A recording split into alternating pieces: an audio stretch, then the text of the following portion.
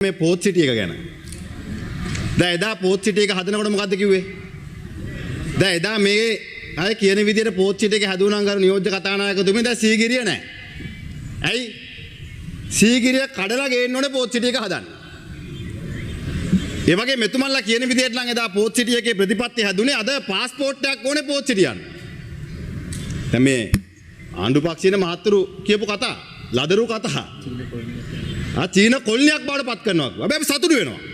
ඔබ අඩු ගානේ උත්සාහයක් දරනවා. දැන් ඔබ දැන් උත්සාහයක් දරනවා මේකට මොකක් හරි කරන්න. හැබැයි කරගන්න තේරෙන්නේ නැහැ. පළවෙනිම කාරණේ තමයි කරු නියෝජ්‍ය කතානායකතුමනි කොළඹ වරාය නගරය හැදුවේ ගනුදෙනුකරණය සඳහා. මේ රියල් එස්ටේට් වලටම නෙවෙයි. රියල් එස්ටේට් අවශ්‍යයි ගොඩනැගිලි හැදෙන්න ඕනේ. හැබැයි ඒකේ ගනුදෙනු කරන්න පුළුවන් ප්‍රතිපත්ති ටික හදන්න ඕනේ.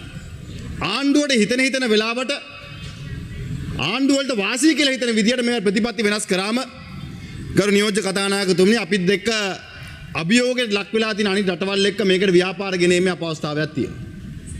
දැන් පෝත් සිටි එකට ආයෝජකයෙක් ආවම අපි කැබිනට් එකට දැනුම් දෙන්න ඕනේ. පාර්ලිමේන්තුවට කියන්න ඕනේ. කවුද අනේම ආයෝජනය කරන්නේ? අපිත් දෙක කම්පියුටර් රටවල් තියෙනවා. ඉන්දියාවේ ගිෆ්ට් සිටි එක පැත්තකින්. සිංගප්පූරුව හොංකොං ඒ වගේ වර්තමාන නූතන ගල්ෆ් කලාපයේ අර්බුදයක් දෙක මැද පෙරදිග යම් අර්බුදයකට මුහුණ දෙනවා. ඔවුන් නව වෙළඳ පොළවල් හොයනවා. නව ගනුදෙනු කරන කේන්ද්‍රස්ථාන හොයනවා. මේවට යන්න අපි සූදානම්ද?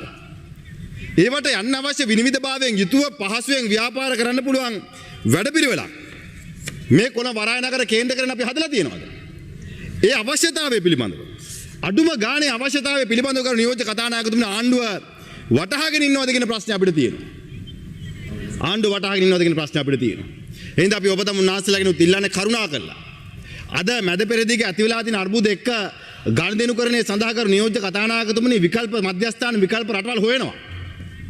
හැබැයි ඔවුන්ට අවශ්‍ය පහසුකම් ටික ප්‍රතිපත්තිමය කාරණා ටික ඔවුන්ට අවශ්‍ය ගනුදෙනුකරණයේ නිදහස සහ විනිවිද භාවකින් යුතුව ඔවුන්ට අවිල්ලා මේ ස්ථාපනය කළා ඉතාමත් නිදහසේ තමන්ගේ ව්‍යාපාර කරගෙන යන්න පුළුවන් පරිසරයක් හදලා දෙන්න ඕනේ. හැබැයි එවැනි උත්සාහයක් අපි අවංකව ඔබෙන් දකින්නේ නැහැ. අපි ඔබෙන් දකින්නේ නැහැ. දැන් මේ පහුගිය කාල සීමාව තුළ දැන් අපි කතා කරන ආයෝජකයන්ට එන්න කියලා. දැන් ගරු නියෝජ්‍ය කතානායකතුමනට පෞද්ගලික බැංකුවකින් බිලියන 13කට වඩා අතුරුදහන් වුණා. බිලියන 13කට වඩා පෞද්ගලික බැංකුවෙන් අතුරුදහන් වුණා. දැන් සාමාන්‍යයෙන් මේ රටේ පුරවැසියෙක් බැංකුවකට ගිහිල්ලා ලක්ෂ 10ක්